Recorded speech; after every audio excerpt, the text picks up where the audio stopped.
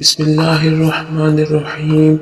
وزیراعظم عمران خان نے کہا ہے کہ ان کی حکومت پہلی مرتبہ پاکستان میں ایسے انتخابات کروائیں گے جس کے نتائج سب قبول کر لیں گے۔ اسلام آباد میں تقریب سے خطاب کرتے ہوئے ان کا کہنا تھا کہ ملک میں 33 لاکھ افغان پناہ گزین موجود ہیں، لیکن ان کے علاوہ بھی بہت سے ایسے لوگ ہیں جو غیر رجسٹرڈ ہیں۔ ان کا کہنا تھا کہ جن کے پاس کوئی شناخت نہ ہو وہ نان سیٹیزن بن جاتے ہیں۔ نادرا جو ایلین رجسٹریشن کارڈ جاری کر رہا ہے اس کی وجہ سے وہ مرکزی دہاڑے میں آ جائیں گے۔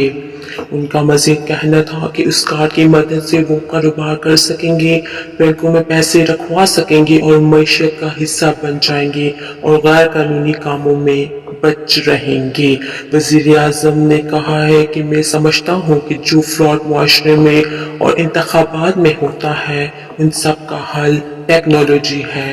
انہوں نے کہا ہے کہ ٹیکنالوجی دونوں کے استعمال سے ہم پہلی مرتبہ پاکستان میں ایسا الیکشن کروائیں گے جس کے نتائج سب قبول کر لیں گے۔